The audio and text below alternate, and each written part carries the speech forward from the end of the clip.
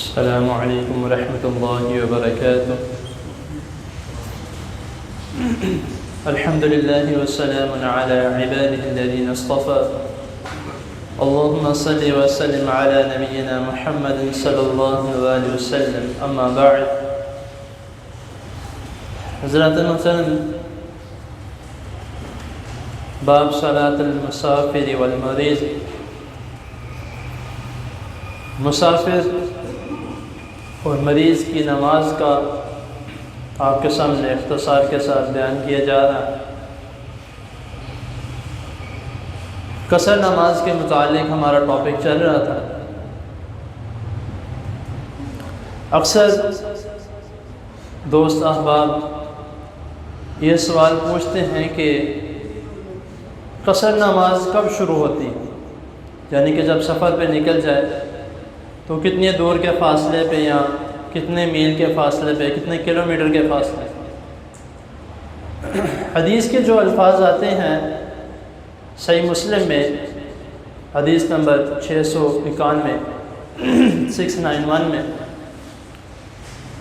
کہ راوی بیان کرتے ہیں کہ رسول اللہ صلی اللہ علیہ وسلم جب اپنے گھر سے سفر کا ارادہ کر کے نکلتے تو تقریباً 3 فرسخ جو حدیث میں آیا ہے، یا 3 میل، اس وقت کا جو یہ 3 میل اور 3 فرسخ ہے، آج کے جدید ٹیکنالوجی کے حساب سے تقریباً 24 سے 25 کلومیٹر بنتا ہے۔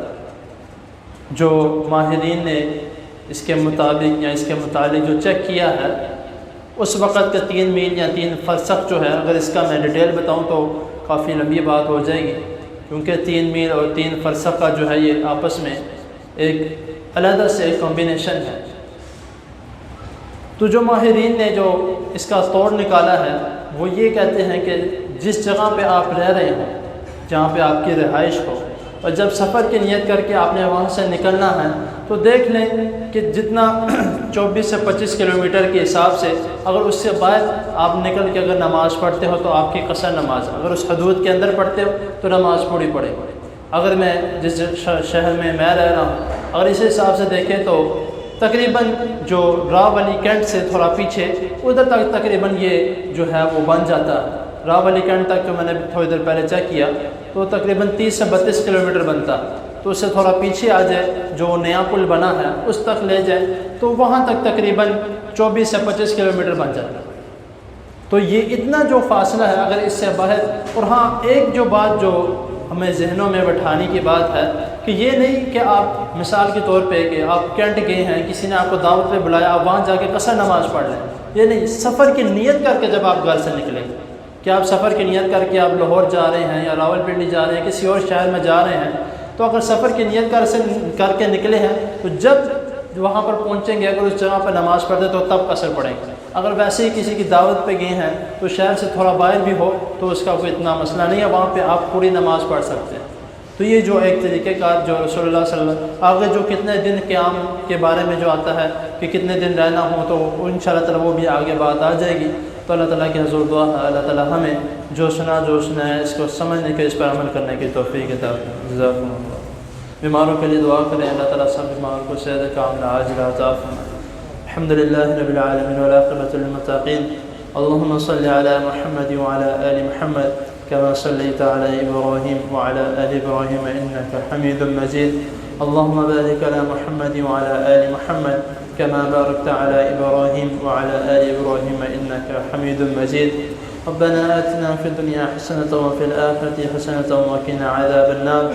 ربنا آتنا في الدنيا حسنة وفي الآخرة حسنة وقنا عذاب النار۔ ربنا ظلمنا أنفسنا وإن لم تغفر لنا وترحمنا لنكونن من الخاسرين۔ يا شافي الأمراض اشف مرضنا ومرضى المسلمين۔ اللهم انصر الإسلام والمسلمين، اللهم أعز الإسلام والمسلمين، اللهم إنا نعوذ بك من جهد البلاء ودرك الشقاء وسوء القضاء وشماتة الأعداء، اللهم إنا نعوذ بك من زوال نعمتك وتحول عافيتك وفجاءة نقمتك وجميع سخطك، لا إله إلا أنت سبحانك إني كنت من الظالمين۔